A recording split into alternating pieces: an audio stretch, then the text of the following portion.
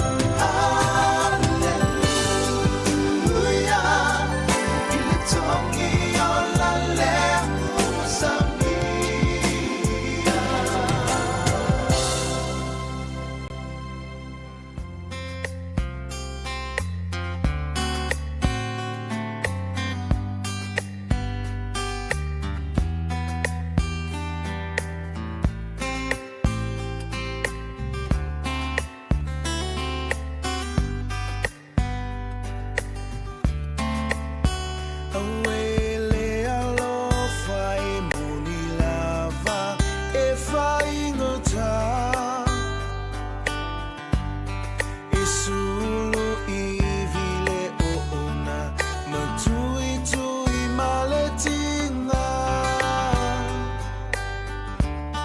no mati ai langona onge ayo umanatu ilo ualo fana ofa aliat tau leo Sofia lo una umalo utau mafai maunga e mafuli mai se itanumi ai nei fai ngatawa owi ai o leo langa nei langona ilo uvai vai Sawia o esungata umai po o ita ea o le fa apo mai sawia o inalu se ito e tau fono fono lo ufatu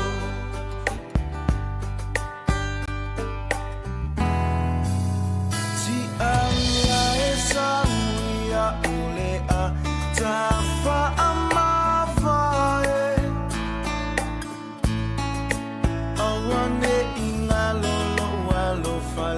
Safai mau salavae la foa inile anga saia ne ise maa no fa amano toi foa nei le moa na luma ave nile fa atafea oni o umase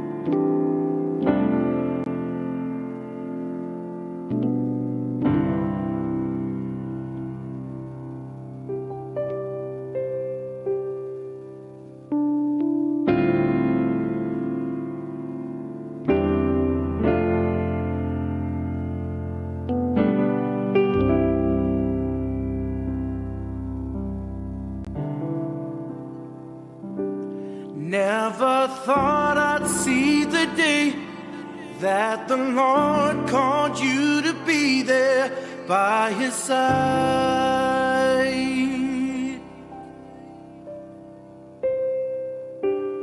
I can't remember a day when you weren't around.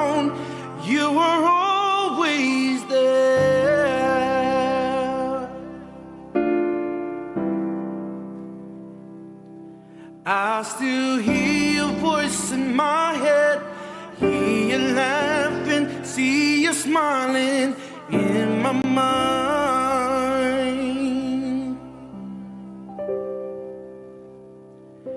And if I had the chance again, I would tell you that I love you one last time.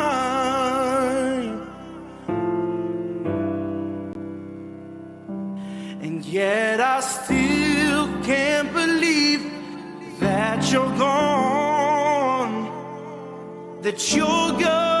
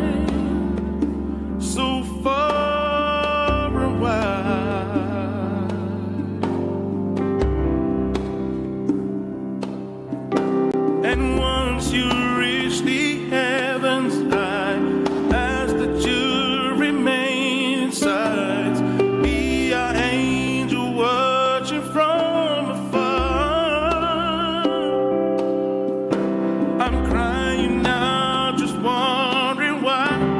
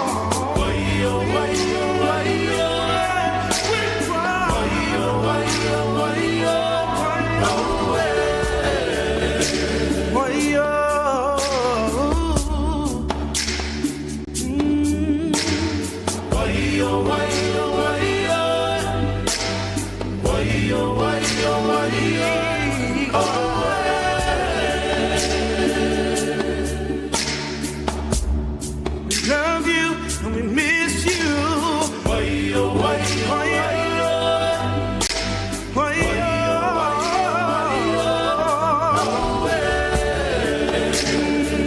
We cry.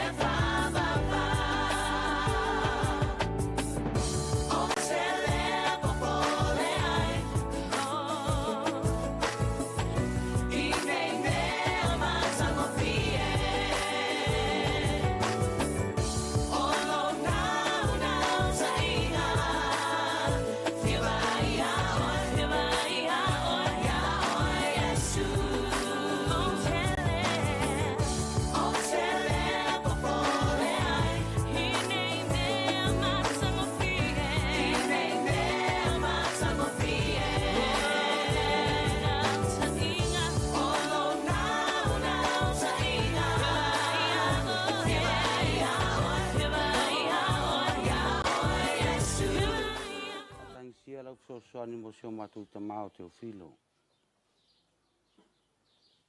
Ina I mawhai ona maua I whamanuianga o lo maliu malo toe tū. Manu malo e mawaiso no whaanga mau I le langi. O la mātou o lenga leo no keriso, lo mātou o lii. Amen.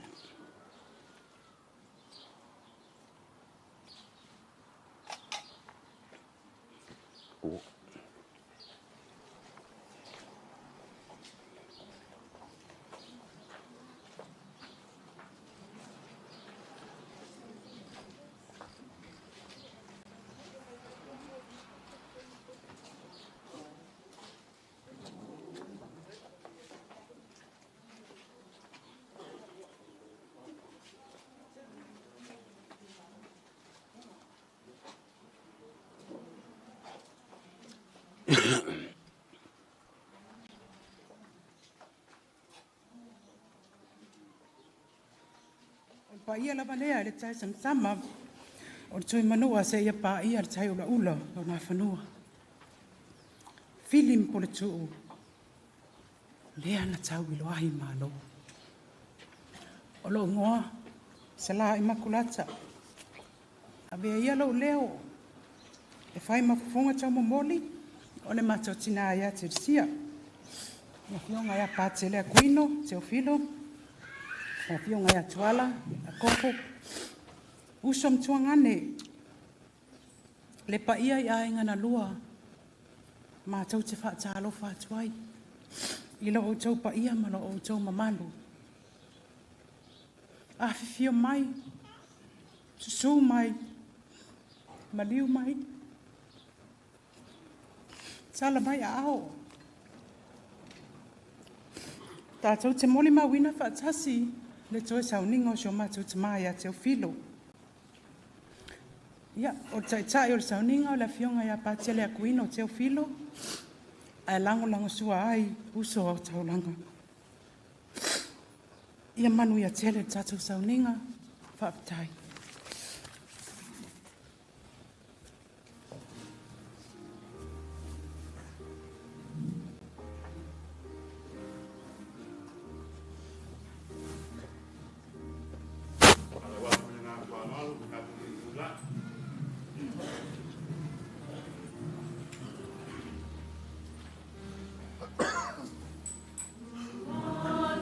See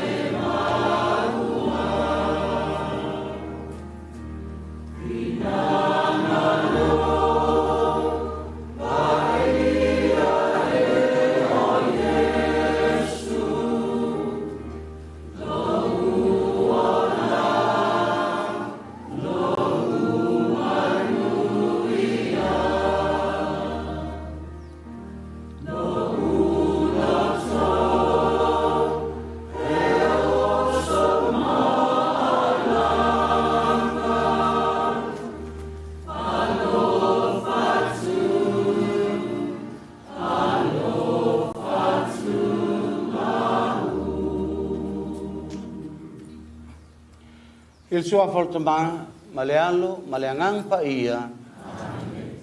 Ia fatasi le ali mautou. Fatalo fantu le no le tua fatasi mai le nei tai fo. E molmolia ia le nei taulang pa ia. Fa ma vai atu ai sio matu tamau Teofilo. Faftai le tua molana luenga, molana ngā luenga sa fai nao ngā ai. Malau di ai la uam te sia le tua. E ngā lue ai Fesoasoani i le ngā luenga tele le kalesia mo nganga o tangata. Faftai a Father Kevin, mo le mitanga luenga, whaavanoa ina maio o le malu ia maho foi ma mea umal. Ai mai se taro sanga le mitanga luenga mo si o matou tama. Faftai patele Felisa, patele Saberio ia. Faftai mo le lango mai il tue taimio si o matou tama. Ti a kono. Faftai il tau a fia mai tupum tamali o fatasi mai le nei tai au. Tatou te pati al tau langa o lalo tatou ori. E tangi atuai le whaamangalonga mo si o matou tama o Teofilo. Le atua matou tama i o la matou whaftai atu na e wala aulia si o matou tama i lau ngā luenga. Si la fiera vai o si o matou tama, auluna loto na iate oe la valea. O le ala le atua matou te toe, moli atuai, mea na whao ngā ina ia i lana ngā luenga, la ngā luenga matelesia, tangi atuai, ia wha manuia lana whai ngā malanga, a whai fo e wai eise la pera pea la malanga i alo whangia, vai si o matou tama.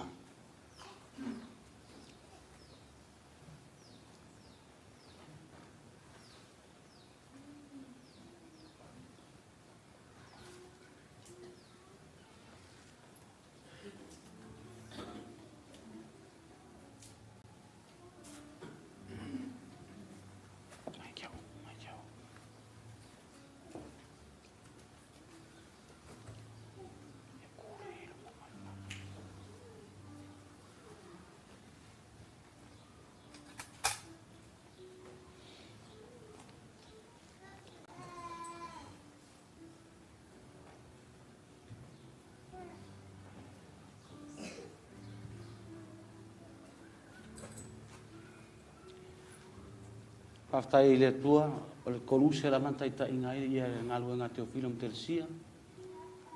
Ia vele koluse I maue ia le se avanoa I le malo le langi.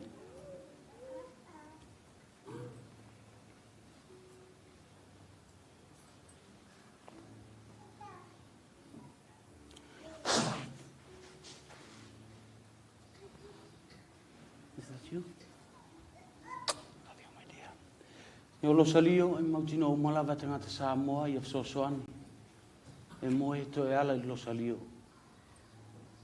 Faftai mo ne mealo famo mo Teofilo.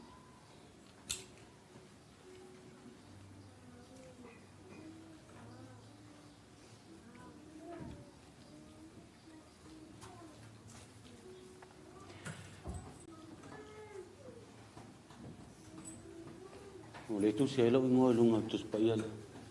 Au le mealo fa foi le si Fesoasoani na mai mua. Mal mautino le tua la upu soifua. Fa malolo ai fa manu ai fa nga malanga si o matou tama. Le na tau mfai au wa ya tu ia il tala inga o la upu ola mo fa o tanga tanga uma.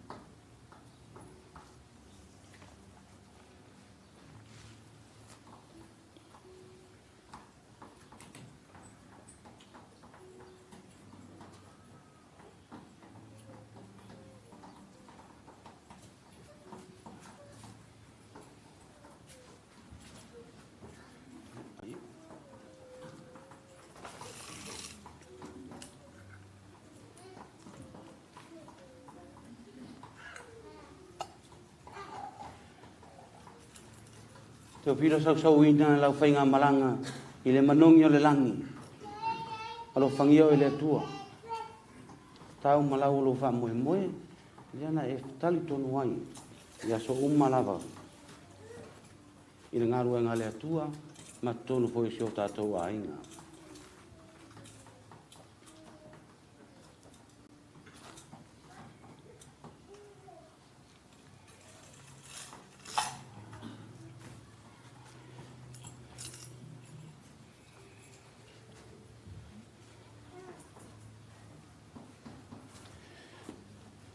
Ke nua le tua tātou toi lea tula I lumalo tātou tua whatani sia lana wha mangalonga. Mo se o mātou te Mau Teofilo. I mea na lape lapea I langa luenga me te sia inu umalava. A whai wa iai ia ni whinangalo na whaine langa luenga. Ni mea na sea langa luenga le tua. Na oe ma te mauti noa e mauai ia le wha mangalonga mo ia.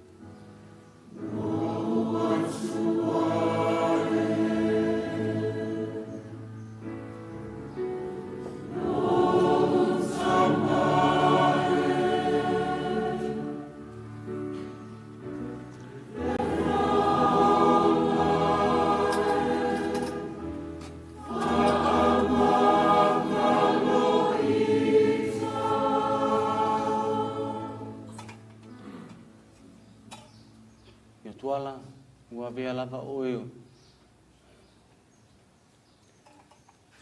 O le sui o sio tātou a inga. E tālo sanga ai whamangaronga le tua mo sio tātou tama. Ia rofa mai ati tātou le tua leona mana uma. Ka mangalo ia tātou wang sala. Mata i tai tātou I le ola e whaavau.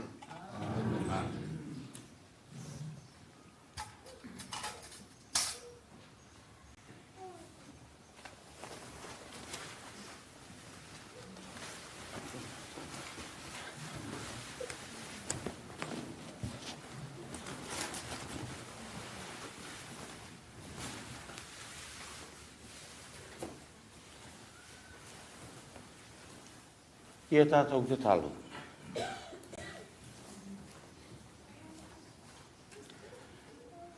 Lea tua e mana e o lo mātou te māma lo mātou. Mātou te whātua tua mālosi lo ualo, na maliu matoe tu wae I le ola. I le ola whaavavau. Mātou te talo atu mo seo mātou te Mau Teofilo.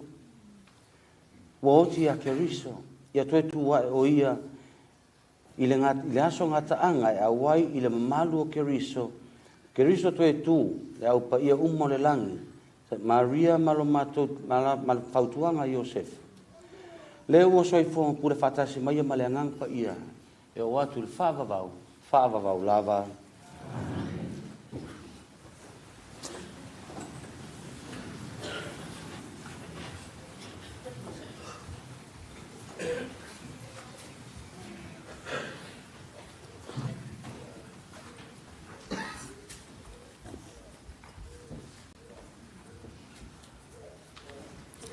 A reading from the Book of Wisdom.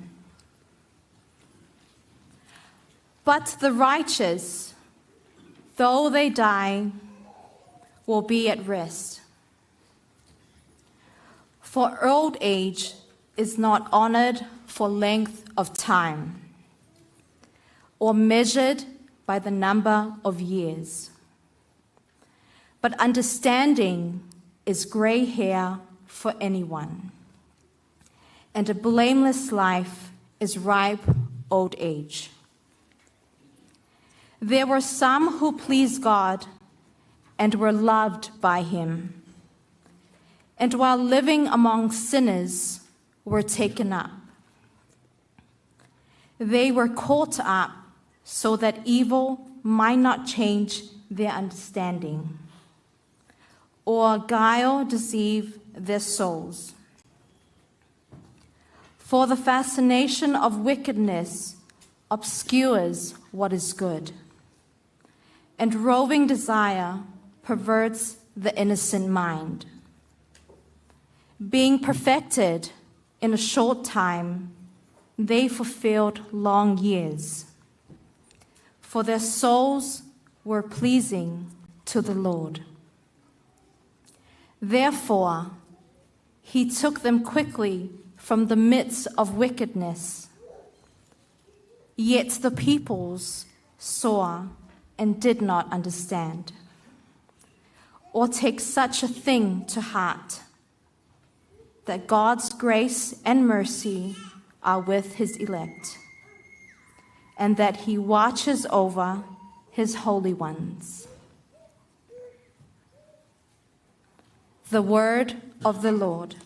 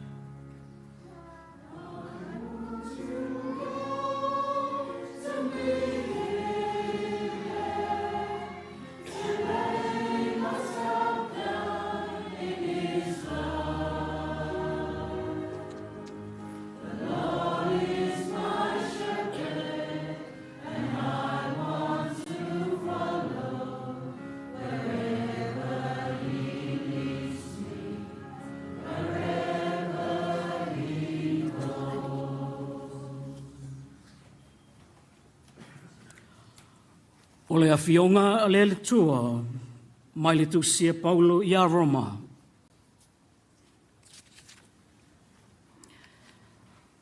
Tau te leilo ea o i tātou nei uma na papatiso i a keriso Iesu. Na papatiso ina i tātou i lona maliu. Ole nei, ua tatanu whātasi tātou mai ia i le papatisonga i lona maliu. Ina ia tātou savavali i le ola toi fuata ina. Pei ona whaatuina mai o Keriso na ye uoti. I le mamalu o le tamā. A wā a whai ua whātasia i tātou i le whātusa i lona maliu. E whāpea fo i tātou i lona toe tū mai. Ua tātou i loa le nei mea, na whaasātaroina whaatasi mai ia, lo tātou tangata tuai.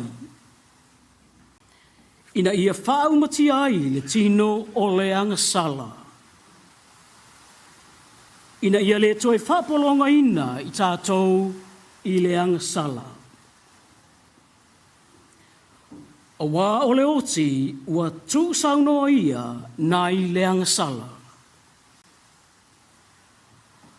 A whai fōi ua oti whātasi tātou makiriso, ua tātou tāofi, tātou te ola fōi whātasi maia. Ua tātou i loa ua toe tū mai kiriso na ie ua oti, e le toe maliu lava o ia. E le toe pule le oti ia te ia.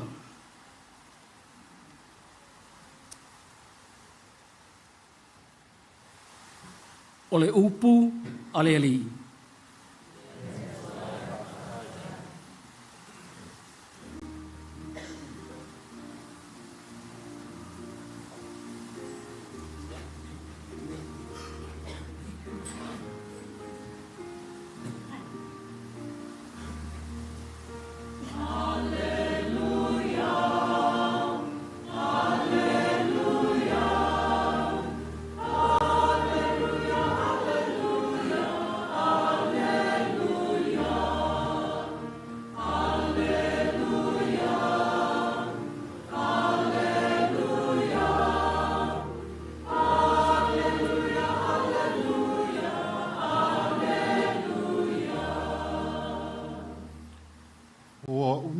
Toi tu maleola, ele alua tu lava se tasi le tama, pe ale ui mai I a te au.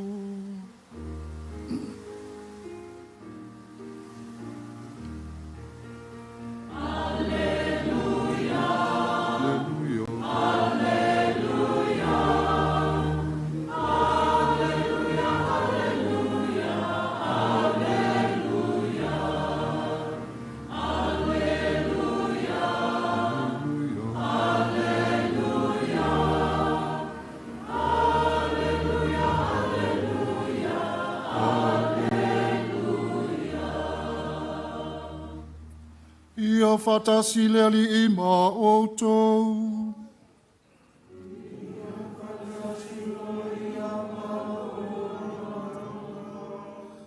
O le wholofulanga o le talalelei a leli, mai le evangelia pa ia mātai o.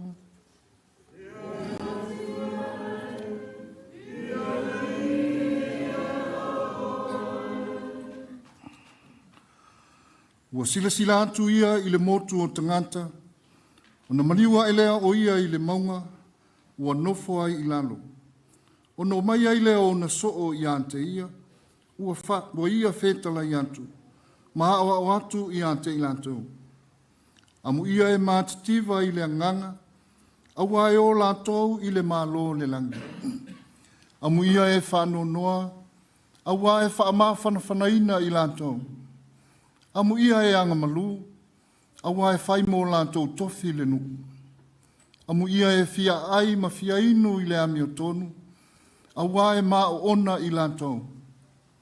Amu ia e alolo fātu, awa e alofa ina mai I lātou.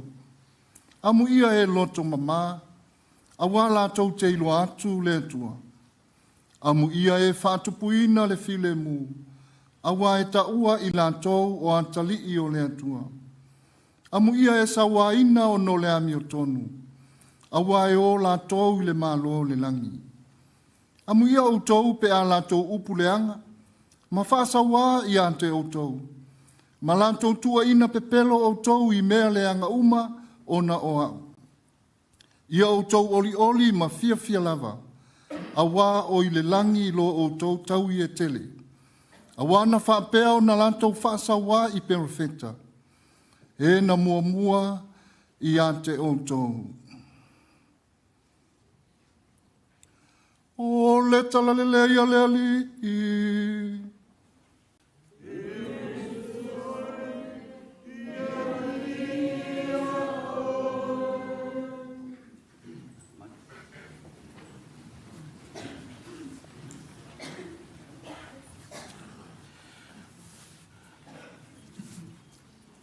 Tō whafonga ma tātou wharongolongo i le sāwalinga se ata ma naia tero le evangelio le ne yaso. Le sāwalinga tele o tangata mamai, tangata tau whale tonu, tangata angasala. Whai atu le ilungo le maunga o loo whaatalitali mai e Yesu ina i mawhai o na whaamalo lo ina. Ma wha ulu whale atu ina le tele o tangata i le malo o le langi. Au mai ele ole lailua umalava e tata, e sila fia umalava e tata uma, o a mai na maua lea o le avanoa, ua Fesoasoani mai ai mātai o le evangelia o mātai o, e au mai ai ia uputa iala o le malo o le langi. E whaila ukala o upuka iala le mako ainga. E lisi aso ko makau pisa e fo ia whainga o mga luenga makuala. Ia wala au malo ia ki o filo. O mai o fulalo kuala i pakele i failo le pe o mavaenga fa pe o butau tu ainga la kala mai ya sal me muri ale nga na pinge ma we papa mai lo failo skamo kuala o Teofilo o tu famana tu atu esel falo alo tu finga foi feau esel falo alo ya te e fa me kuala ka kuku la lo fia poco io va per io occhi ai là occhi seri là io fa carcali voi la sa una mamma ya fali un mano pa kile o ka kora kiki ya kwala e ke la kiki ku mo folongo ko lo kulanga au ai ka kora kiki ya kwala ni kwala se ka fo skala un mo skapa o se ata mata ngō fie, le sila atu o tangata i le tau whetuli mai e su e ola, fia ola. Wa ratou whaalongo ua iai se whaila unga fou. Se tamali i fou ua ulu whale mai, tau ma whai mai lona sai tonu o le kalesia, i le taimi o Yesu. Whaila unga i le ise haonga. Whaila unga mai se nuu la i titi lava o Nasareta i lungo maunga kaule i loa ngisi. Ale ua amata o na whaia wha malolonga. Ua whaia, ua avea ma tō maanga o tangata e tō tele. Ua lana upu e peo se upu malosi mamana. Ua ma whaia o na wha malolo ai tangata. E peila o se ata le sava vali atu ma le tau ma whai atu o tangata i lungo le maunga o lo iai le mose fau. O lo iai e le atuanga o le peo na moli mai e mātai o lunga o le maunga. Lo iai il tulafono. O i ufaadi mai, o momori mai, e mātai Yesu pei o le fai tulafono fou, o le taunu unga o mea uma. O ia o le au mai ai, i ar talanga o upu taiala, o le ekalesia mo i lato uma lava, e manao e ulfa le atu i le malo le langi. Tō tele tangata no iai, o whaalongo uma tangata i, wa amata ona ave tala i ngaluenga soifua Yesu fia fa malolo ina tangata uma fia malolo mai yo lato mai yo lato vai vainga o e o tawaso o e o tutuli o e mautino lava o te nofo mo mafau nel taeo le tua si o mato tama na tau mo fai atu i le maunga mo e o le maunga o seo mātou tama e ingoa i le maunga o sangatu ato nio. I moa. O ina pe ina whai o se sulu whai, ua whai e ia le tonu o seo mātou ainga. O le mātou ainga o le awala lea o le ata ina. Ina ia mawhai o na whaatasi atu ai, ia Yesu. O ia na taita ia lo mātou ainga i lunga o le maunga. Tele tangata na mwhai o le whaamaloloina Iesu. Tele tonu mai, e lei ta talo lo matou tama, i e whaamaloloina lo na mai Iesu. Na tatalo o ia mo tele o tangata mamai uma o leo langa, lesi la fia Samoa, si o matou tama, e le anga lo na vai. E iloa uma Samoa, o si o matou tama, o le au penga te tau mawhai, ina ia mawhai o na kawa apai, ia le vai o lo na vai, o la na pasika. Iloa uma tangata Samoa ia mea. O le ngaluenga Teofilo, ua avea, o se ngaluenga pei lava, ua pei o telo tangata ne solo atu iluna o le maunga, e tali atu ina i le atua, alofa mai. I tele foi tangata na whamalolo ina e Iesu. Tele tangata na avatu e le upu mamana Iesu, ma mau ai ni whamanuianga mo i latou. E tasi le mea na tatalo ai Teofilo lunga o le maunga ia Iesu. Au mai se lo totoa, o au o te mai a e whaila unga luenga. Tal tonu mai le nua le tua le nei mea, masalo le mea le na matou le mala mai le ngaluenga si o matou tamaa. Awa pei ona tau mwhai mai mātai i wha amu ia mai. E o atu tangata mai, e whai mai amu ia outou. O sore. E le ingis, e wha amu ia mai o le mate mamai. E wha amu ia mai mātou te matitiva. E wha amu ia mai o le mate tingain. Amu ia outou. Ia e mamai. Outou ia tingaina. Outou ia matitiva sae. Pei la vol mea na sa wesi o mātou a inga. Si la tu fatua ia ime ia sato le tato a inga na tupu mai moa i le matitiva sae na iai fa pero lo famtalanga e sine tu o te uangalo ia me fa aftai le tua e ma isi o matutama ua tele tangata na to a tele tangata na o e suru fai a Iesu a e to i titi tangata na mafuta ia Iesu le pela to sfulu mautinoa. Whaamaloloina toi ia tos fulu, to tasin to foi mai. Whaamaloloina tos fulu, a e tasina whaolaina. E whatu lautala le nei, ona, masalo le mea lea, na esa i lavala na ia point of view, mai ai mato uma. Le leifa ia onga lana whanau, lei a inga. Poto foi me fa lalangi.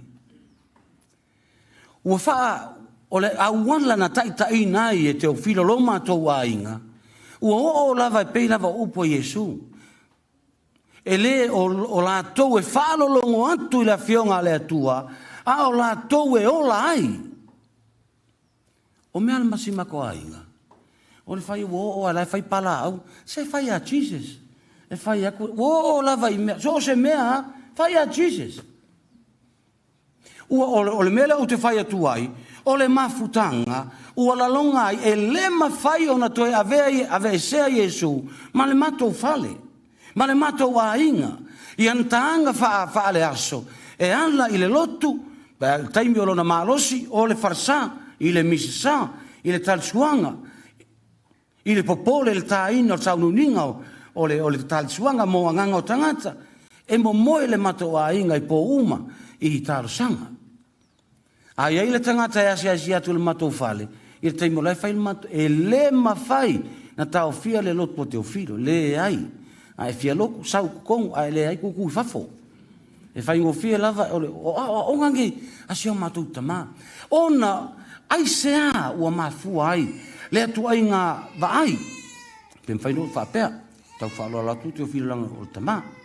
Po le ale me ua whaapea ai le tō wha mamao Teofilo, ua wha sili ia lana whai ngā lotu, ia meo le lotu, lo walofa i le lotu, lo whaalo alo i tangata lotu. Ai lo tātou a inga. Po isi ai mea uma. A mana o Teofilo whai lotu a fiafi.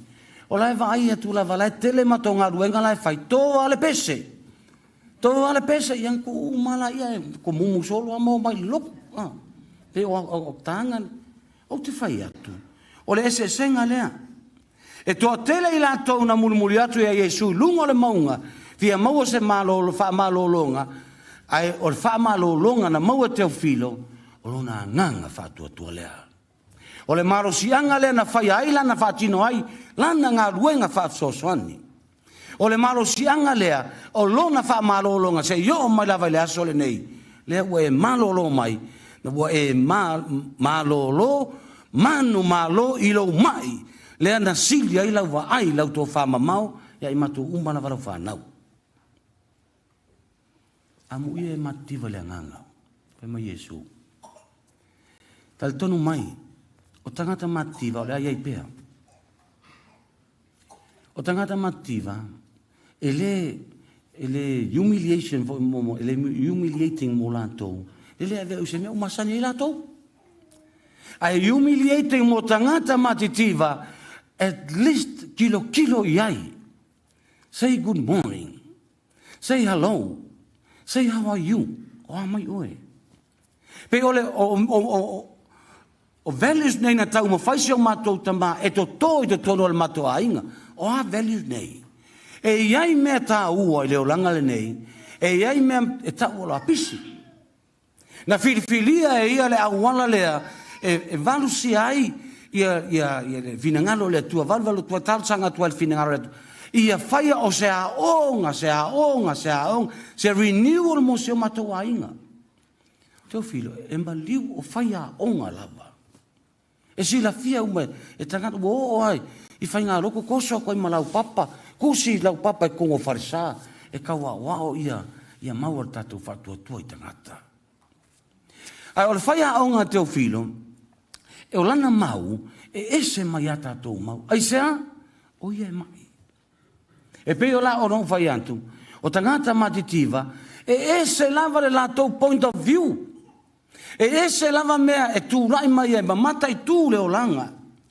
Ua latou te ola ma le mauti noa, e iai mea o le olanga e le taulia. Whaasetia tatou telo o meo le nei olanga. I tu langa, i ngā ruenga le lei, i tupe. Me whape nei. Pei fo lele ua mai mea nei, ua whaua ilo tātou tāua le ai. Nam whai o na maua e Teofilo i al tō whama maole nei, e whai tau wai se a wala whaapitoa le o langa le nei, e iai mea tāua, e iai mea le tāua pe, e masani o na whao ngai ia le upu le o la pisi. O meanga o la pisi uma. Mua le atua, mua le tatalo, mua le whatua tua, mua le atua i mea uma. O te talo i le atua, whaafitai Teofilo mo le aonga. Peo no whai atu. E le i loa el tangata lai maa ona se tu lou, le fia ai o tangata mativa.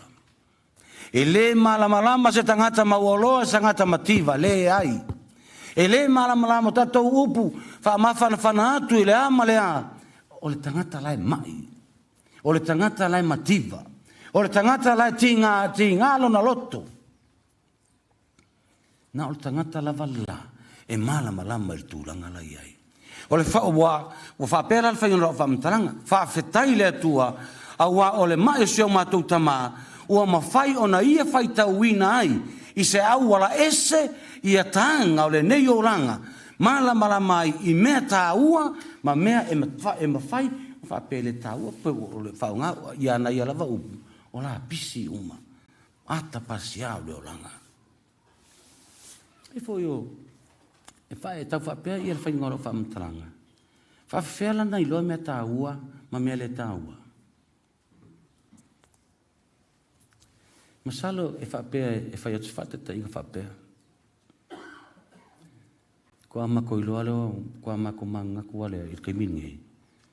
E me sis kamo kuala masio mako ainga. Uole aise mako kama.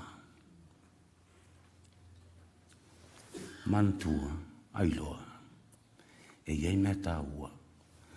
Sa tāua sio matutama.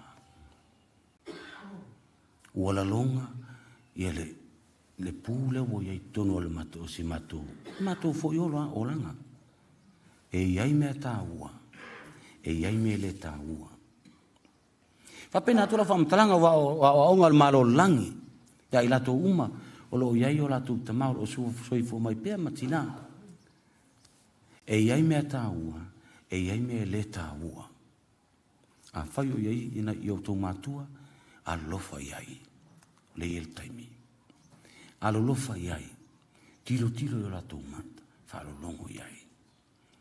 O mātou fwere o mawala mātou le sona o lea, o mai lava e pei o le whali liuina e Teofilo o le wha amu ia mai o e sulunga maunga, wha manatu mai e iai mea tā ua. Sa tā ua, i la ua, au te loisi taimi tele, e leise mātou taimi. E nei taimi, so ia se kaum whai mai, se whamolmole le kele mako me e whai. E iai mea tā ua i lo langa le nei, e iai e pā ia o mea tā ua, e mawhai ona la sia i ale malo langi. O mea le tā ua, pe iai pe le iai, e mawhai lava on tatou ola fia. Nuno mika mātou te whawhtai le atua mo Teofilo, tangata mativa, tangata mai. A orona wha amalo longa na mauti noa i lana ngā luenga il whating o ke ofu. E se le mālosi. Mālosi o si o makuka mā. E le mā ngofo le whale. E alu, sau alu. Ngā le sau ale whale. Ia, o mako māsangi ai karasko inga. Fia ai. Ngā le sau a, whailanga me kau samwheko e rie. E o si a inga lale, o si a inga. Pe wasilia tua te ia tala inga al malo le tua. Ilo matou ainga, whawhetai Teofilo moa onga. Mua le malo le tua, na e tali tonu iai, o isi mea umato a whai lea. Lona lua, amu ia ila tō e mativa pe ua whai atu la whawhetai. O matou langona ia le, e matou le aonga, te aonga te lele nei, ina ilo ua le aiso matou tamā. E matou tamā, ua le ngata o se tūlanga tā ua mo si o matou a inga, ai o ia na taitaina si o mātou a inga i lungo le maunga. Le a inga o sangato Iosefo, e pe e whailea o se whaapine mo le mātou a inga, a whai e le o i le mālo le atua, ma i mau ma le taimo tātou me whai. Amu ia e whanoa noa. O sa si lea value e se la alofa e o se o mātou tamā. E se le whanoa noa, pea whaalongo mai, o tau vesi. E istangata pe e o isi taimi, e ve vesi tonu i na pā maila i whafo istangata. Ve vesi o me whaina tupu, a le teu wina o me tupu, o me ala lea e sila isi o mātou tamā. E se whaftai fwoi mātou tina i a te sia, e tau tawhio. E whaia i e toe whaile e o mea, e tutu i tātou tangata ke risiano, o isi taimi, ua tele i tātou le anga alofa, o le tau lawe le anga alofa al tangata, ai ngalo ai le whai mea moni. Le moni o le mau, le mea moni, whai le mea moni. O te whatu lau tala, o si matou a inga le tala inga Teofilo mtelisia, na whaola e le mea moni, whaasala e le mea moni, whaatea e le mea moni. Teofilo e le aloa na whaamtalanga. Ai masala ona o lana tō whaamamao, e maua mai, i lona mai lea, e vaai atu ai, i mea tātou te le mawhaina o vaai ai, peo no whai atu. Na o le tangata mai e mauti noa lana sila, lana pupula atu, ma mauti noa ina, ia mea le whetaui. Si la fia si o mātou tina, ia tinga ina o is mātou, ai taiminga humiliating times for our family. E o ar katina al pio, e le alo ai kala ke filosole. A whaia o le mea sao, whaasala i langa mea sao lai whai. Whaasala ia, e malia e whaasala ia, ai auange i ki ngā le mea mongi. Ia inga ngai kua si mako ainga, marolo ia papa mama, marolo whaasala. A sua e ai au ngau mea nei, sao ia, e sila le atua, sao ia. Whai unga, tātou, e se tia tātou i manatu o tangata.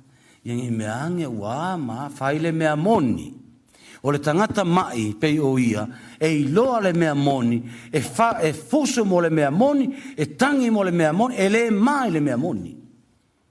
Angalofa, ia faule fatasi e uso ma le mea moni.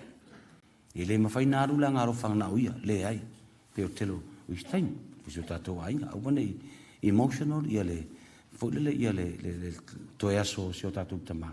Ai whai mai le mea moni, o le mea le na whina ngaloa ia, o tātou ainga taita ia lea i le atua. Eo fo i le, e peila i tono le mato ainga, e fia te le teu, ia mea uma. Fia wha mua le atua. E vatora utala o le, e ile si taimi lea, telefoni mai stama o tuala mai Samoa. Papa, kau whale kongul pisingisi. A saul kalia papa, whawhekai lea kua wangau. Whawhekai lea kua wangau lau pisingisi. Levang makakalo e ngau lau pisingisi. Ua, o lau pisingisi, e sa ua kau le loko i kuala. Kau le alo e loko la sa, vai, a usul vaveao. Ia o mea lava whaatanga, whaaleolanga mo pisingisi. Kasi alar kalo ke o filo, Yesu alofa whaangau pisingisi a kuala. E whaetu lau whaamatalanga, e mua le atua. A mai lal pisingisi, ma le atua, oi le ai la. Whaingo fi asu ala lau pepa, Yesu whaangau pisingisi lea. Koe a mai sia wakari loku. Fōlele ile, ma e aole ne o Teofilo il taingo sio mātou ai. Ua whaali liu mai e ia fionga le atua, mo i mātou whaale o langa a whai o tangata na sulu atu i le atua, i le lua awhe tausanga taluai, e fia mau se malolonga. Ia, o i tātou ne tausanga, o i tātou nei, o lo lea o tātou savali atu, i lunga le maunga il taimi nei. Ina ia tala mai fin ngalo le atua, mau e fo i tātou umalawa se wha malolonga mai launa alofa. Mea muli lama, pe ono whai atu, Teofilo e sel tau talasa, ai le maa, e fia maa losi e tau tala, e ti ngā lava na mai atu ala, ua wheitai maita, a ta u le mea moni, e moe le mea moni, pe i tangia le mea moni. O mea ia mātou te, tō mana tu mana tu ai, ngalwe ngasi o mātou te maha, ia ro whangia ia le atua, nana fōlanga.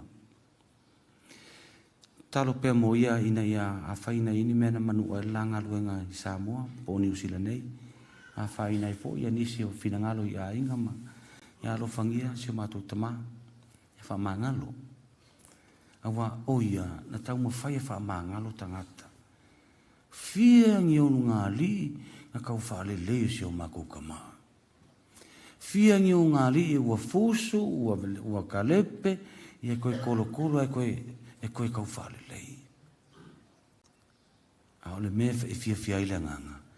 O mea ia sa whai tangata, ai whai fo i tono si o matou ainga. O e ngā lulu e ma tau ma whai atu, mo le whai mea tonu, o e o lātou le mālo langi. Whapea la, i ar whai unga o lau, sa whamtalanga. O te talo atu le atua, e mo le atu la mātou whaftai, si o mātou ainga, mo le mai o si o mātou tama. Mātou te lei malama, o a velo na mai o se au penga, o a mahalosi a ilo na loto, o malolo, o lana wha malo longa, o lona loto, lea una maua mailo na malosi, ona o lona mai. O lana wa ai mea umalawa leo langa le nei, e manino awa e le lape isi mea o le tangata mai e manino lana wa ai. E iai mea tāua, e iai mea le tāua.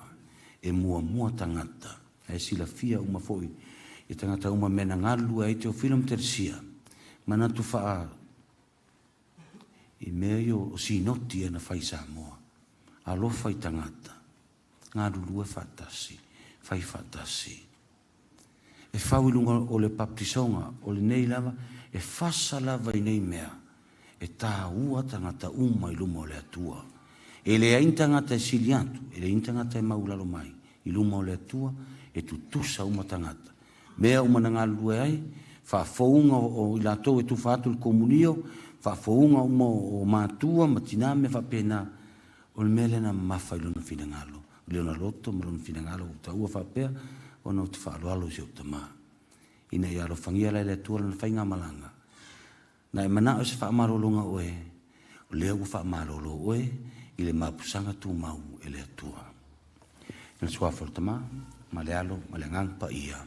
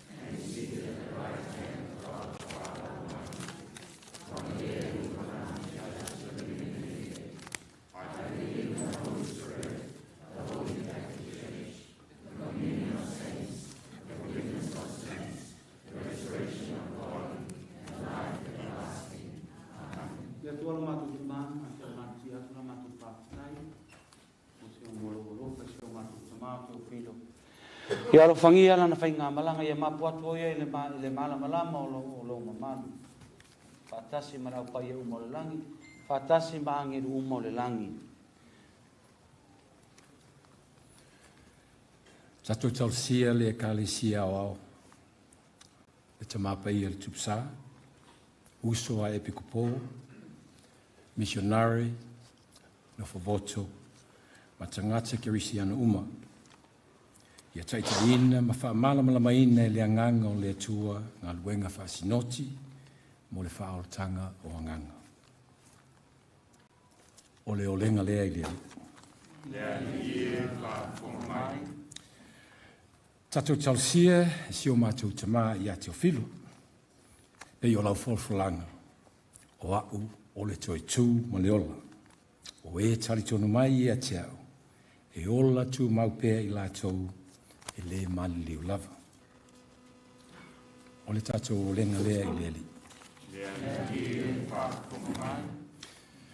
Tātou talsia tina i a telsia, ma le whanau, a inga, wō mai e masani, o asia sia, e le whanono, ona o le wala aupa ia le atua i le tamā i a Teofilo, wha maise, ma wha mawhanwhanaina i tātou le toetu manu malo i Jesu Keriso. O le tātou o lenga le ieli. Le ali ena e wala wina i mātou i maunga o whaamawhanwhananga. Le ana e whetalai mai, amu ia e mātitiva i le anganga.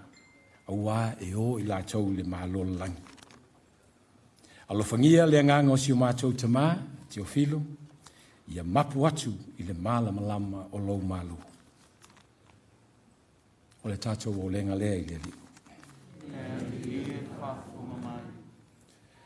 Tatou talosia tangata mamai, e mātutua, ma e mātitiva.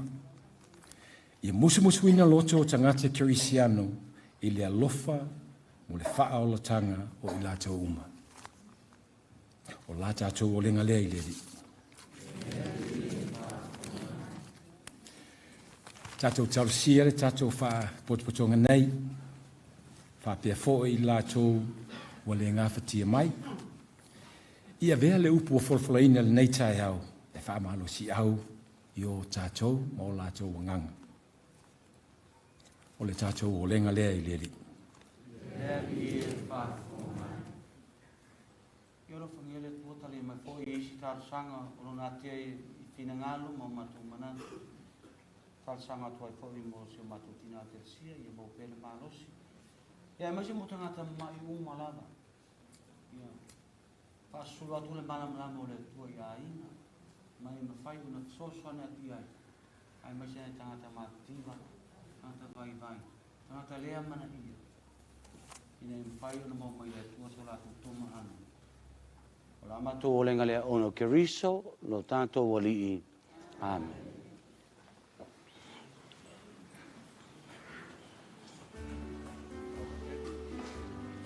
Alo.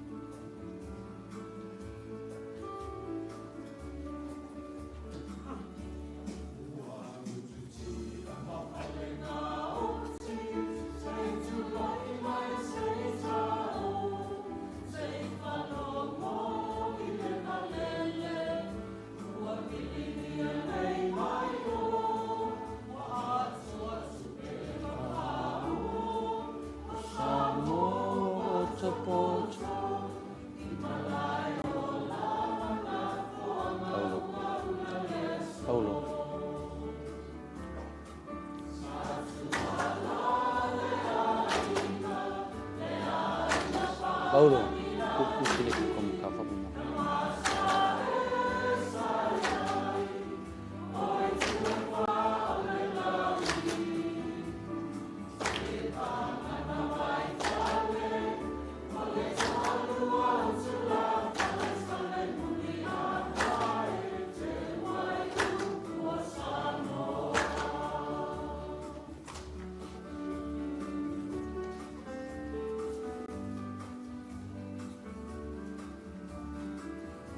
Nika. Sawi.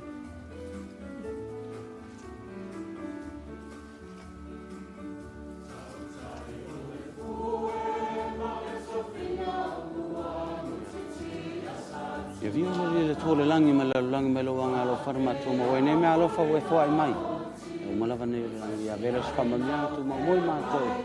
Mama to le ngale.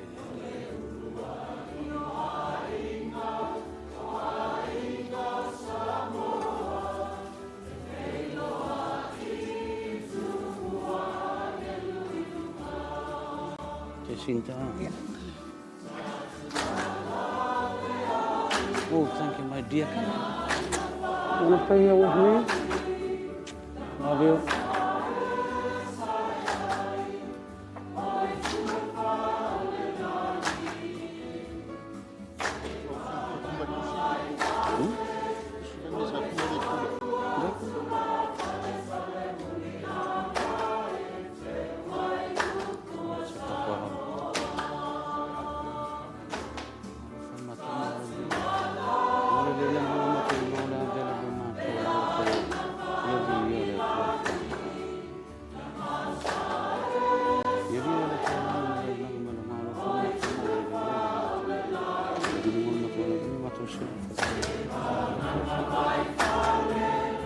Il Signore che ci sia veramente questo sacrificio, che sia come Dio.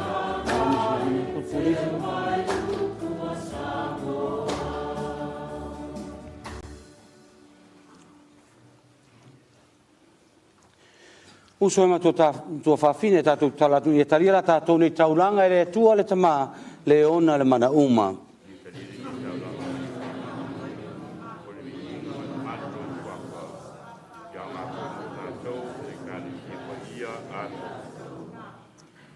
Le ali e taria me arofa o mato moliantum mo le fa altango si o mato tamau Teofilo. Ia fina ngalo lofa ke riso i le famasinonga, il famasino ino lo mato tama. O ia awasa fatu tua o ia ke riso nga lofa le kalesia o lo na li malon faola. O la mato o lenga lea ono ke riso lo mato wali i. Ia fatasi le li mautou. Inasia ia o tō loto. Ia tātou whaaftai, i le ali o lo tātou atua. Ngoni o atau. Le te mae o le atua soifua whaavavau mai o le malosi umalava. O se mitanga whaia e mo mātou i al whaaftai atu ia te oe. E ala atu ia Jesu Keriso lo mātou ali. Na filifilia e ia le oti ina ia whasa aloto ina ai e ia tangata uma mai le oti. Na tō ina atu e ia lona ola ina ia mātou wola ai ia te oe i le ola e whaavavau. O lo mātou fia mātou te pese atu ai whatasi ma angelu uma lava o le langi i ovi inga.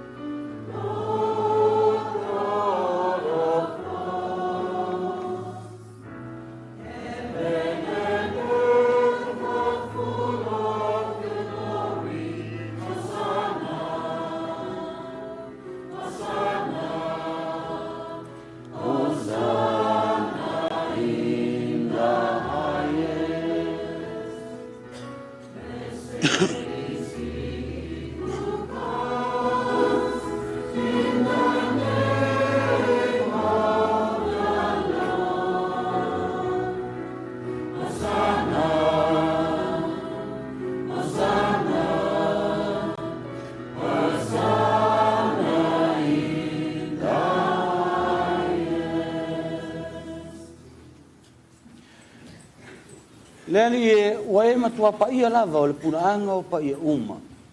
Ia e au ina mailo wanganga e wha pa ia nei me alofa. Ina ia vea lato mo i mātou o le tino ma le toto lo mātou o li i o Yesu Keriso.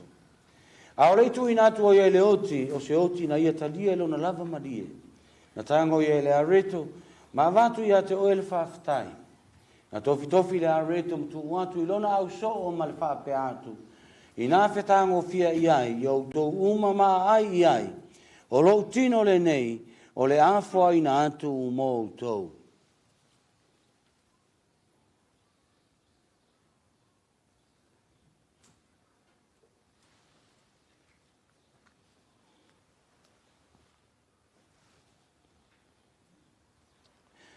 Ina ua mai alta mawhtanga, na tanga whoio ia i le ipu. Na toe watu e ia te oe le whaaftai ma le viinga. Na tu atu le ipu ilona au so ma le whaape atu.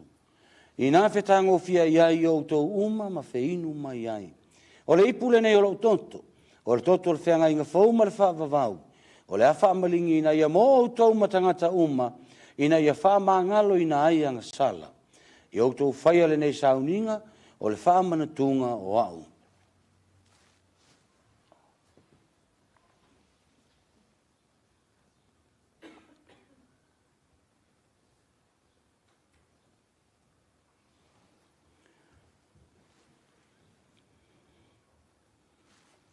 So e tato fai lo atu le misterio le fa tua tua.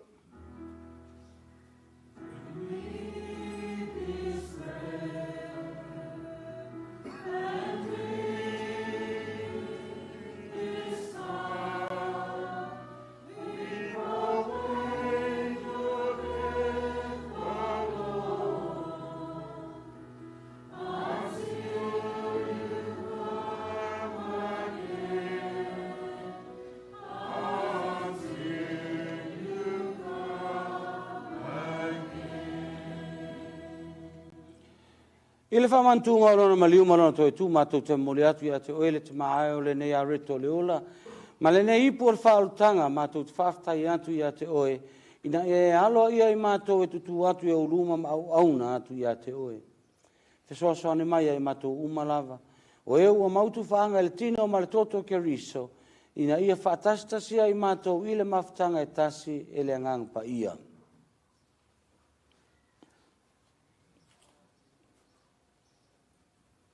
Le ie e mara tualo e kalesia i le langalangi atoa na mātou o lai le lofa whaatasi a Francisi no mātou ta mapa ia Stephen Patricio o mātou le po a meise le pa ia ma mamaru ainga o propoto i le aso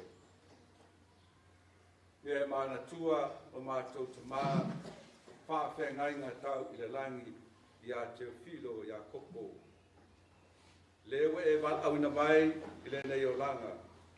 I le baptisonga na oti whaatasi e o ia makeriso e whapia foi o na mautofi i lona toi tu. Ia manatua o mātou tua a o tamā tina mauso ma tō whawhine o fo i atu le lato malo longa ma le whaama moe i le toe tua e. Ia e talia lato whaatasi ma tangata tamani li uma i le mana malama o lawa fio. Ia e alofa mai ia te mātou malava. Ai mātou a ngā mātou te awai whatasi. I le ola e whawawau. Ma maoria le tina tāko o le tua. Patasi ai ma le au apostolo. Ma le au pa ia malava. O e na whaatinu i lofi ngalo i tupu langa uma. Mātou te fia vivi i ma whade ne whatasi ai lātou i lawa fio. E lātu lo walo o Yesu Keriso.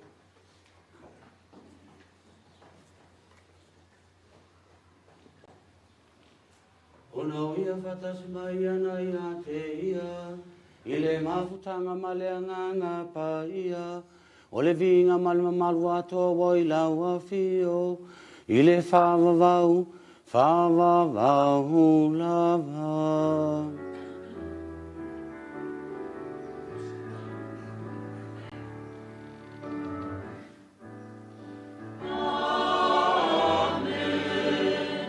Amen.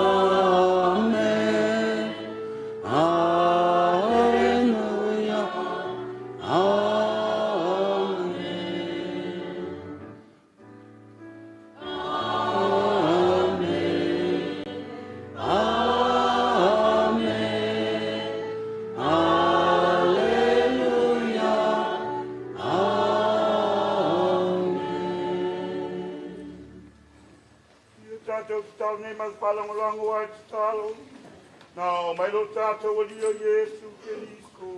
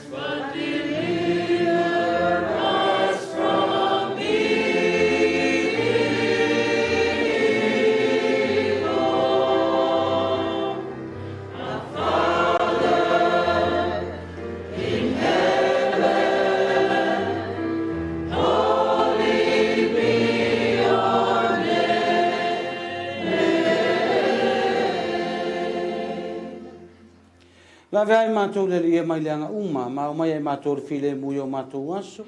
I lo orofa muti vale whasau i mātou mai ang sala, ma pui ai mātou mai atu ngalunga uma.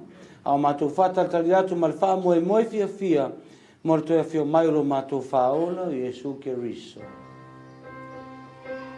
For the kingdom, the power, and the glory are yours now and forever.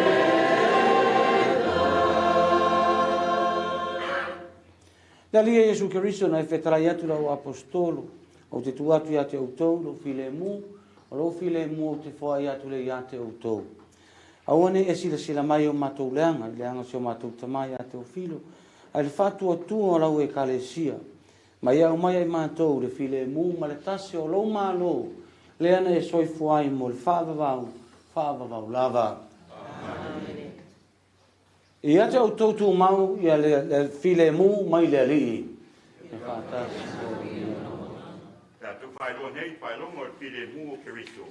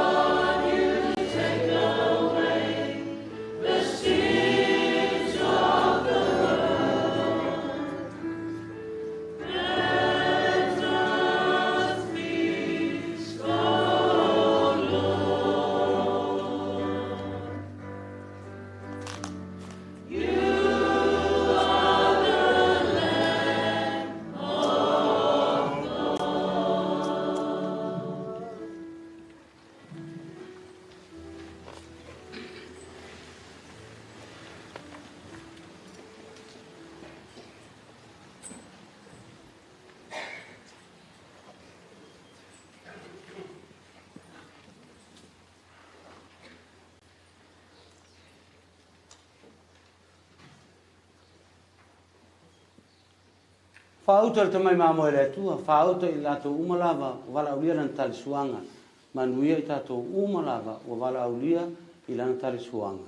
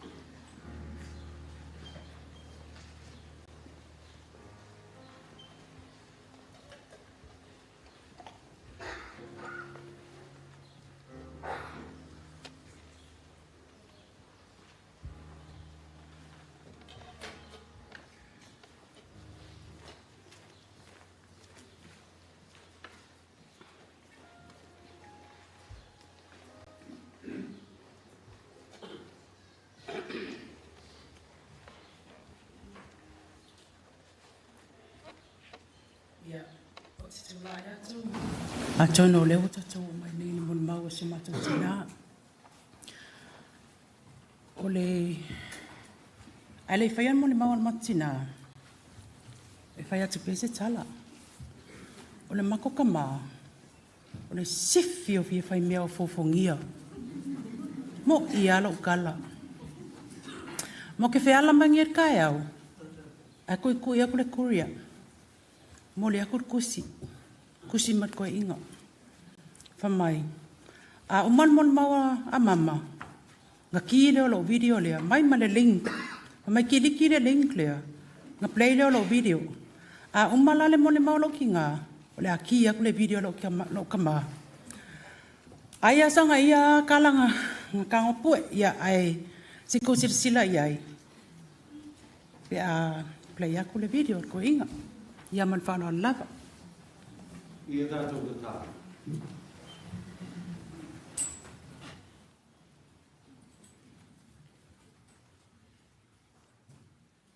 E te mai o e whatasia.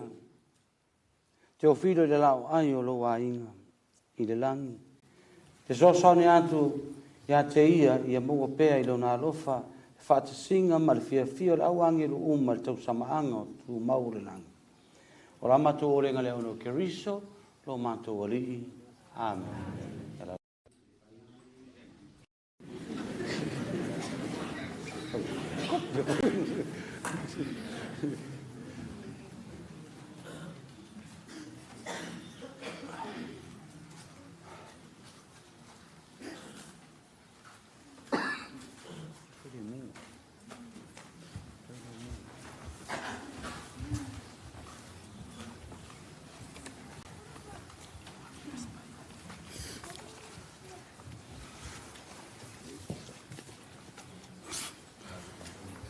Taile, tai on sauninga pa pele malu le tu ainga sa, le li ti akono, ile nei tu la pa pele malu ua poto mai. Ia ona o le toi sauninga o le tamao le ainga. Mo le va ona sauni la o moli mau. Wa o fi we ta mo faina tu si se moli mau we le mafai. Po le lope ai sea. Au fa pele. O le ala va se upola au fa ia tu ni dei taimi o le moli mau wana mo Teofilo. O Teofilo. O lona tina o e seta matua uto i tapu ele i Savai.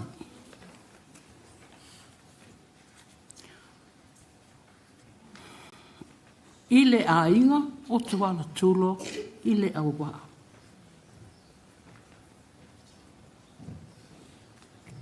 Na mawhai po ma Teofilo. Ile tausanga ta si hiva li maiva. Ile aso lua se fulu ma le 5 o Okitopa. E tusa lea o le lua se fulu ma le 5 o tausanga o Teofilo.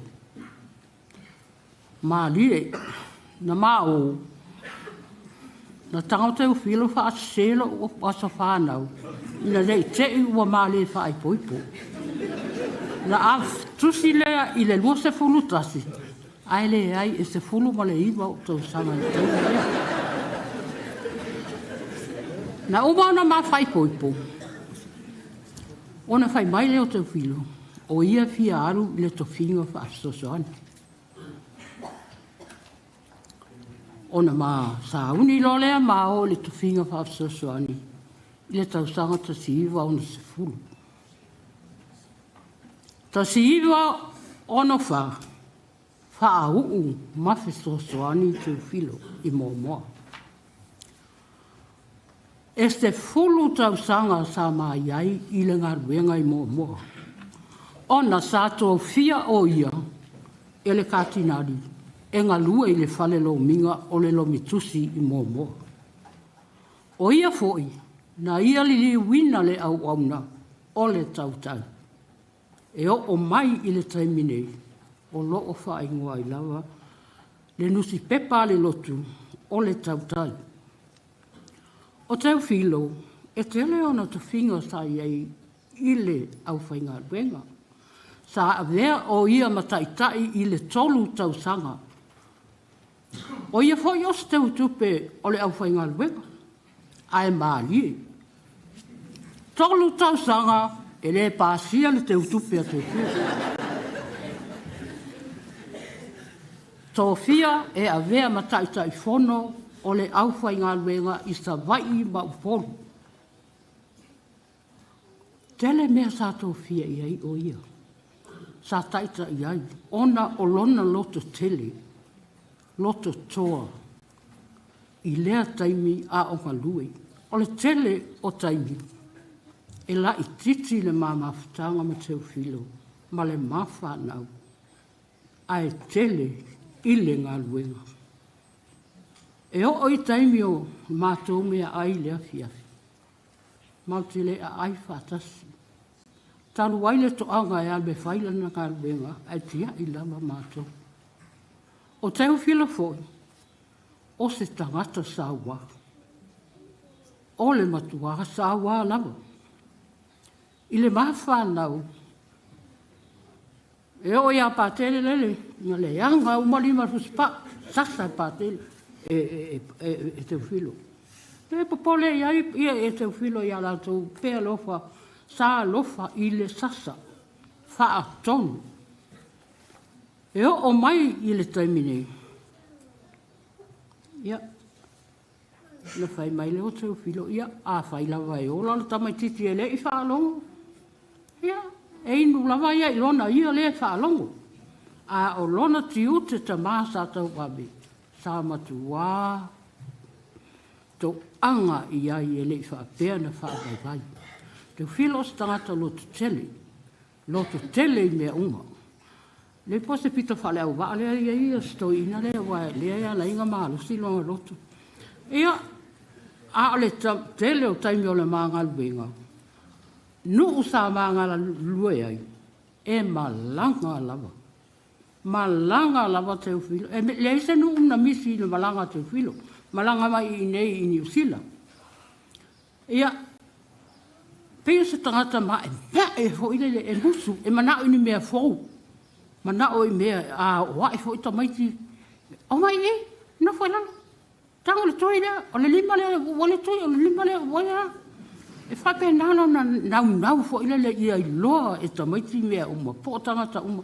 O he uma lo sa no foi ama. E tu tusa ia te ia. Le ha o ina. O mai la le taimi ua sa whaia o Teofilo tolu nu sa whaia o ngai.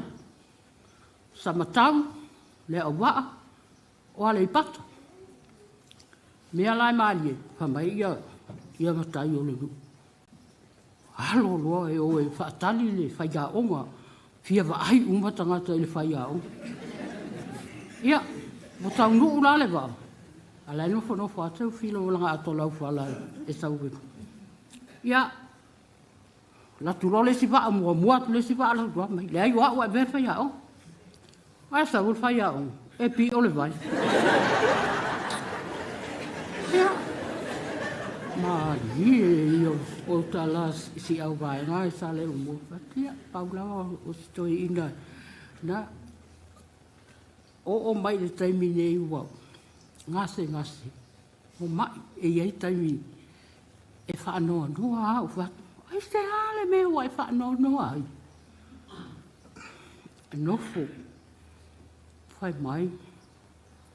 Wa o whaanoa noa la wa. Pei umaha te alu i pule katorio. I seri. Pei te alu i seri. Whai atu ia wa lalo wa mio vale ole na.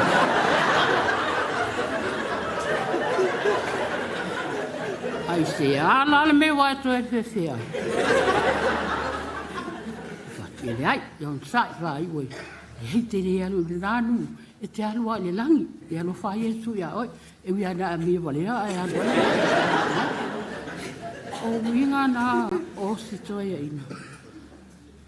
Ele e fa ngalo ngata foi. Io na ubino mauna ai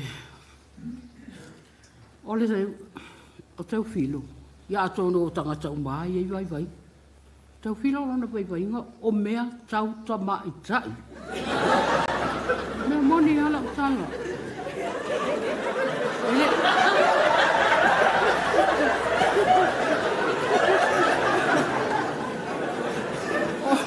Ora ua venga te rena sa tau ave i le mamafitanga ma Teofilo. O whai atu. O, a tonu foi. O le mea lana whaapi o i le atolo. A wā ana whaapea e sa o lo vai. O, longa vinga lai ke lele luko le. Ia, o le mea lea. Teofilo. Ia, ana manu ia. A wai te fefe i feli lei te alua langa. Ia, pei o si. Tala lai titi le tu sai mo le mama fitanga ma Teofilo. Ia, a o le neitangi. O te whapea atu ai. Le ainga o Teofilo i le awa. Le ainga o Teofilo i vaiusu. Whapea foi si o uai. Whamangalo le tama.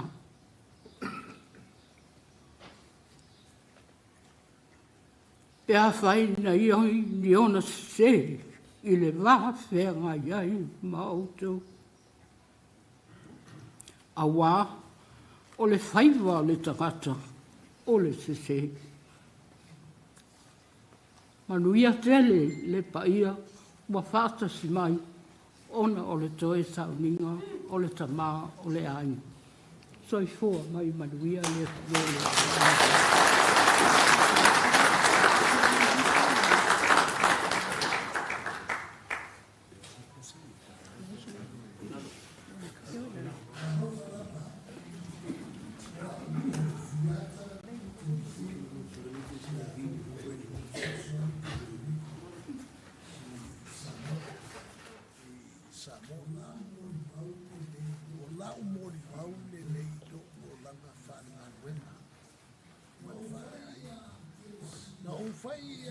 Telesia, mala ufana.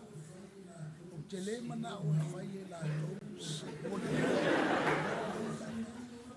O telesia isia I o ele o lela I o iluma ile altale. Ya ele wale aila la wa molimau olea o faye la vaya la o molimau wa ya Mua whaftai atu I le o staulanga, le tatou mtaulanga pa I o misa mo le moringa o lo neiwa o le o molo watch, whaftai tele lava. Whaftai atu fo I le ainga o Telsia I tuanai. Whaftai atu ona o le talia ina o au I le aso le mawhai poiponga. Whaftai tele lautou whatamali, lautou whawhale upolu, lautou whaau auna le tua. Whaftai tele foi I o ainga I le au waa. I lo tina ia e seta, ia whapea foi ia le whafoi, le ai ma whapea foi ia tapuno, whaftai tele lava. O te whaftai fo ia I tangata umo le au waa sa tatou masani, whaftai tele lava. Ia, o te whaftai fo I le aingo lo utamai vaiusu, le aingo Iakopo, vele Filipo I vaiusu. Whaftai atu ona wa o lo whaaiu na o mitai o Iakopo.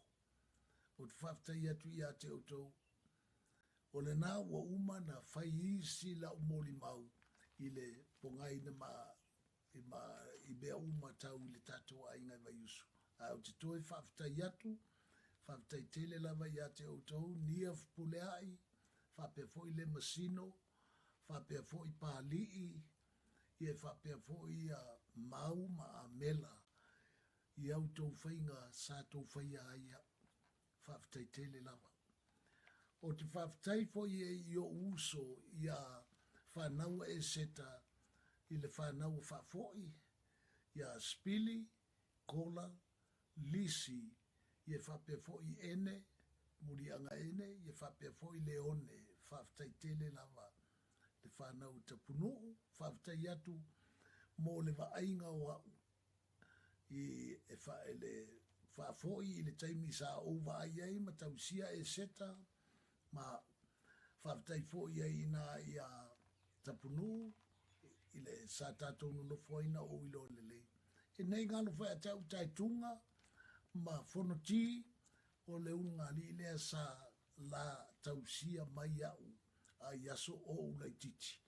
Ia whaftai tele lava, pau malau pau, whaftai atu le tuangane i o te o e seta.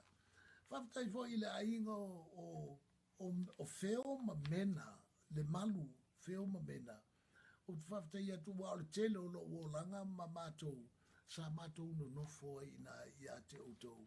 E whaau au ai le o e seta ma ua ma mālia pe i se masanga i e whapefo i stamo la tuangane o simi, whaftai. Ia o la mātou whaftai lea, e whaftai po i nuu, sa manga lulu e hai, iau tau, ia, te leo tau whaalolonga whaatupu, whaatamali i whaau au nā le tua. E le ngata ia mā ua, ao le mā whanau, na tau whaea ea i ai, i nei tamaiti, ia whaftai tele lava mō lau tau whaea ea mā au tau whaalolonga, na ave i ai, wa fia ai i tamaiti, ana le ai au tau, e masalo i le eola le lei la u whanau. Ia, ma whaftai foi le ka le sia o au, i Roma, ma le tofinga, nga ma wala au li ai ma ue le tua. Whaftai foi i a Moseniolo a Meto, o inama, ma lo u whai a onga profesa o Patele lo le sio, ia sa whai a onga i lo u whai a onga, tele ta leni esese. E le ngata i na au tatou ngā luenga sa tatou ngā lulu e whatasia i whaftai mo seniolo a meto, whaftai tele. Whaftai po i a kātina li pio, sa e le ngalo, whaftai atu mo le tatou mafutanga, i a ato fo i ma tausanga na iai. Ia whaftai tele fo i leitu a inga sā, ia whaife a uma sa tatou ngā lulu e so se mta ngā luenga. Whaftai fo i mo felela tapo sa mo nike tele lautou Fesoasoani na Fesoasoani mai mo maua. I le ngata i le apopo ai mai ia a tele fo i lautou Fesoasoani il ma ainga vai. Ia malau whaftai atu i Fesoasoani i Fesoasoani na matutu atu i a teo. Tele o a onga ma mea le leisa au tau whaia mo maua. Sa taita ina ilo mao langa wha Fesoasoani. Ai mai se la ina ua mātou ngā lulue whatasi. Ma Vito ma Sofia Fonti o Lafaele ma Amelia Utolunga o Etuale ma Catalina Maunga i e whapea po i a Vito ma le itu pau. O mātou ia sa mātou ngā lulue whatasi mua i e taua mātou o matai. Whaftai po i la ingo sanga to Iosefo, sa tātou ngā lulue whatasi ma taita ina e mātou. Ia, o le whaptoa o mai i la uwhanau moni, whaftai tele pa tele akuino, whaftai o le wa au pea le wala au le tua, malana tō whinga, e te alu i o Italia e te ngalue ai. Whaftai po i asista i lana tō whinga ua whaau au i le vaenga le felela tapo sa ma Monike o lea o sista Veronica i whaftai ia i Steine. Whaftai sista e uina ua e maliu i a e o te langona ia o lou wola mo lo woti pe on ta ua katina pio lana launga ua e manu malo. Wa ola i louto finga, o ti louto finga. Whaftai. Ia, whaftai atu ia te utau lau whanau le ala le tā ua ni utau ngua matai. Awa e leilo e tangata, a le la ta ua tu whapea Iakopo, lea na whai poipo ia lita, whaftai tele malau whanau. Whaftai fo ia makalita, whaftai tele makalita I oi melepone, ia ma ole lau oe ole teine e luna tolu, ia ole aua whaftai atu oe ole ma lona tolu ma whanau, whaasista, Iakopo, Patele, o makalita, ia whaftai fo I sista, o so masalsio, ia whaftai atu salsio, ia malo le whaftai atu ia te oe mo mea le leisa e whaia. Whaftai atu Martino, o le ngā wa tofia oe I ngā I Solomonga, e te ngā lue ai. Ia, manuia lau ngā lue ngā Solomonga, ai se singe I te iwa la vea I se matasele a Solomonga. Ai whaftai po ia po Solomona po Brisbane lea la wa to maia manuia o lua marosita. Whaftai tele lava. Ia whaftai po ia sansio maena, io whaftai atu ia masia lua whanau. Whaftai po I makalita, ma ituina, ma Michael. Ia ma Veronica, ma Chesaya.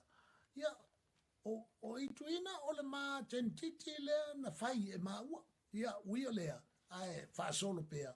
Whaftai ia Martino, o lea ua Martino le maalonga, ono le ma whanau. O I whaftai neu, whanua ngalo le whaife aule o tia. Reverend number 2, ia tia. Okay, sealing o whaftai, o tia. O se tangata ula, vale tele o le maai. A alua tu I le lotu ai whaile ofu, le ofu teine. E luatu e le alu I le lotu. Ai alatu alu, ta miro le whansa, e poko te le. Ai ua li ua lama ia tia whaftai. Whaftai tia, ua e tango e ave ia le evangelia ia so uma, e te whaitaua ia so uma, ma e ua e apopo ai mai ia papa. Ia ma ua mtetia. O la lea ua mata uai o e. Ia whaftai tele, o mai ia petelo. Whaftai tele lava petelo, ma viviengi, whaftai atu o ngā, o lea ua, o I le tātān musika, e esea, ua mita, o na, o le, o lua masalsio, o tangata wa o ngā, ieila wa o ngā, lo vai ngou, I la musika. O te iloa fai pese, ai o te le iloa tala au. Ai taiminga iei o I whale alupo, o te sauia so uma I e a onga ia matau. Ia o leanga au mai ia matau. Ia e tolu masina o a onga ai. Saui o le tae au, saui le waa, alu I ngā tolu I tula, e kakaunga to e tuli ia le waa moe I le afi. Ia taunu e tala le ono, ia wau whale alupo fo. Ia e whapea po I la muli ia sala, ia whaftai tele lava. O whaaloalonga I tama, wa ave ia I leulu matua tuala. Whaaloalonga I teine, wa ave e whaisa ia lewi ma sui o le whaaloaloa I teine. Ia o ituina lama, ia ma lea o nofo nei a salala lea. O lea nofo I o New Zealand, e ma lie mea. O ia Maletino o lea I Solomona, o ia Salsio lea I Brisbane, o ia Tia lea I Sydney, o ia Melbourne, ia o Makalita, ia lewa ia I Mapetelo. A o Patele, o la tofia I Roma, e taitasi ia, o le whaasino manga ngā, a vea o tou masui e whao ngā, o tou tofinga, ma o tou ngā luenga, o tou e whao wawai, ia alolofa I le ka le si au au. Ia, e whapea po ia New Zealand. Ia, o lea la o sala, le ma la ua ma le vau. O la e tausia ma ua I ngā I New Zealand, me I Manurewa. Ia whaftai, kaptai sala, whaftai ia ai, toi whaftai ia tuai tuala, nei te ua ngalo, alu ia le tautalanga e ngalo oe le maulu matua, o oe na ba ilo ai ba ilo ai fatama ile ulanga le ala foi nga a fai e ni se o lo ulanga ia e pongai o le mafai valea oe o mai la i ma grandchildren lea e luas fultasi ma grandchildren ai ko a fa ma great grandchildren to fa o grandchildren la maua o le tenchiti nga mafaya o Itwina lel kama makalita ia mafarani sela ia o le ale au ile atua sole o Itwina ia nga ba o la nga mato ia ile nga luenga ia na vavai atuai o ia Francella ia o inga mai ni usila wa mamalolo mai o faile mato ainga ia o leo te muso fai atu pe a le ula vale o tenchiti le pe ia se eu kele lo feme so ile ula vale o ia o Francella foi la le ma grandchildren le grandchild le i nga o ia nga mori e ngo venga so nga wanga o Yesu me fainga nga u mai le ula vale le nga ia o le mela le ia o le o me uma fa pena ai sili la upele ia tensia oka o le tele o lo o langa e wa o ilo ai ese le pa ia o lo to lua pa ia le amio pa ia la na lona ese le tangata loko maulano o au tangata foi lele e ko angal ngaluenga ai o se tangata foi lele tele vai nga pe nga tawat a o telesia pe o se taula le o lo langa fa tai tele lava mama fa tai tensia ia fa tai atu ngolo lo fa mai tanu nta fa ipoipo te mana tua pe la upu e la e fa ia e te alofa ia te ona e manga o mia e au le Fesoasoani o onga o lo mai e ke lei manao ia te au onga so au le lei po ia utupe ainga mangao ia te au e ke fia Fesoasoani ia te au onga o tangata e mai ia whaftaiten sia ia manuia lava oe manuia toi ta whatasi le langi ia o le tala anga lea o le ia manatua o lo tātou a inga manatua pe lava nei mea o le mea fo len fa vai mai ia tensia o tensia na o lo tātou a inga o le a inga vai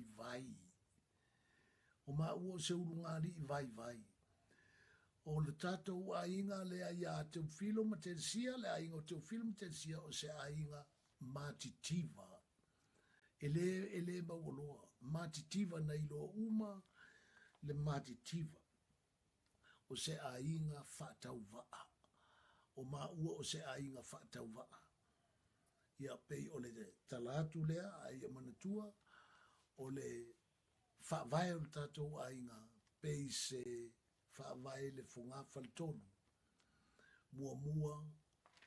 mua le atua whaalona lua le a inga whaalonga tolu no me le tolu i funga whale alalo tupe maisi me o leo langa. A whai e tau te whapena e manuia o tau. A whai e le whaabaya i le nā, le atua, le ainga, ma tupe maisi mea. God, family, money, soifua.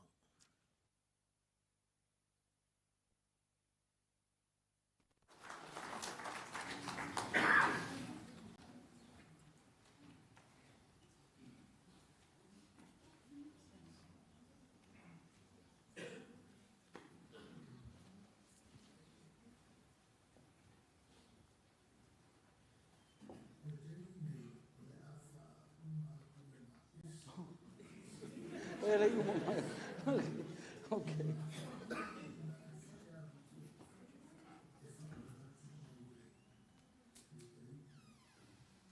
Ai fale a lupo. e whaamanatu mai ai le taipi o le matou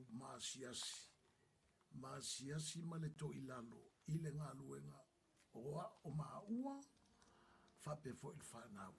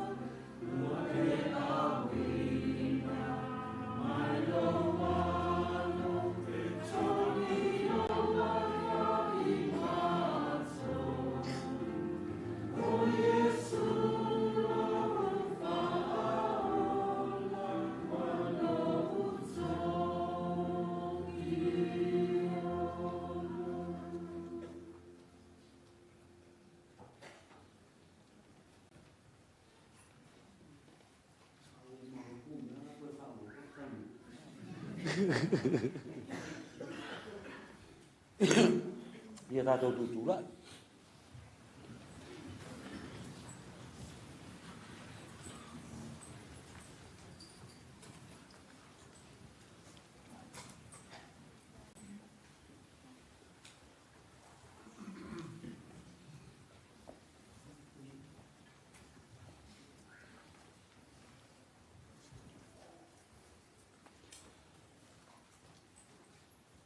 Ia whamanuia le tua le tamā o lo tātou rio Iesu Keriso. O tamā e ona le alofa muti vale. O le atua fo e ona le whaamawhanawhananga uma. O le na whaamawhanawhana mai a te tātou i o tātou puapuanga uma lava. Ina ia tātou mawhaia o na whaamawhanawhana atu a te i lātou ua mau e se tasi lava puapuanga. I le whaamawhanawhananga o whaamawhanawhana ina ai tātou e le atua.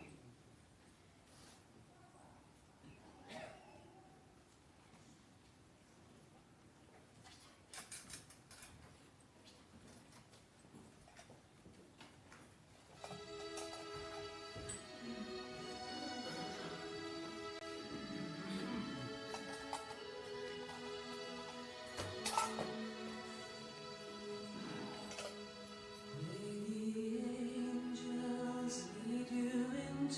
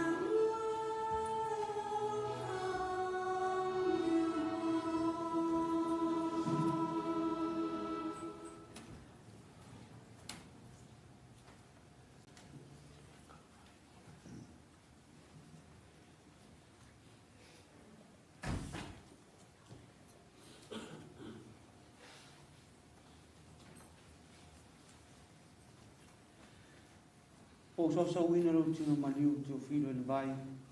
Fa mana tuai lo baptisonga. O fai oe pe ona fai mai Paulo la apostolo. O i tanto umanei na papatisoina ia Keriso Iesu. Na papatisoina i lona maliu. Malona to e tu. O te tanu fatasia i tātou mai ia il baptisonga lona maliu. Ina ia tātou savavali i leola e toe fuata ina. Pe ona toe fatu ina mai o Keriso na ie uaoti. Il mamalu o le tamā. A wā whai fatasi atu i tātou il fatusa o lona maliu. E whapea foi o na tātou manu malo maia i lona to e tū.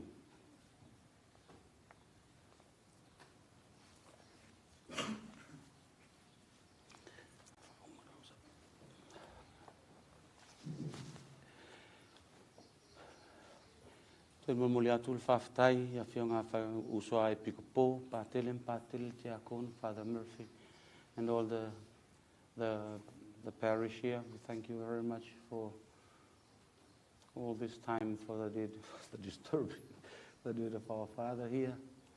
Thank you for all what you have done. Tata umalavana, thank you very much. Whionga whai atu se matou kina.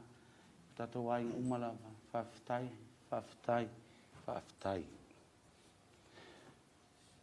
Ia fatasi le ali mautou. Ia whamanue mea te tātou umala vale tua leona al mana uma. Tamā, malealo, maleangang pa ia. Iwai. We go now in the peace of Christ. Thanks be to God.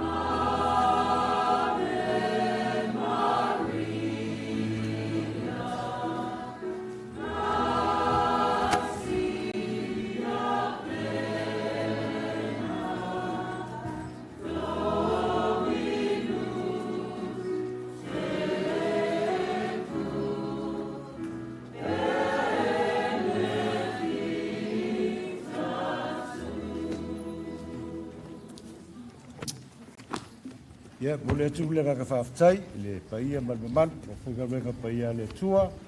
Whapelka le se whamtalanga o le solo atu I le whamlua tanu, le cemetery, and then ngā koe oilawa ngā whatia le whiwaku. Ia, maua le awanoa a le ai, ia, le ua whaavanga le tātou hall lea, ia, kali e koe, ia, whai esko kau mawhakanga light, le whaaliga le mbal whaloalo. Ia, ona tātou whiroa ele, sei loi ruma, whaisa tātou tala malenga whaafitai.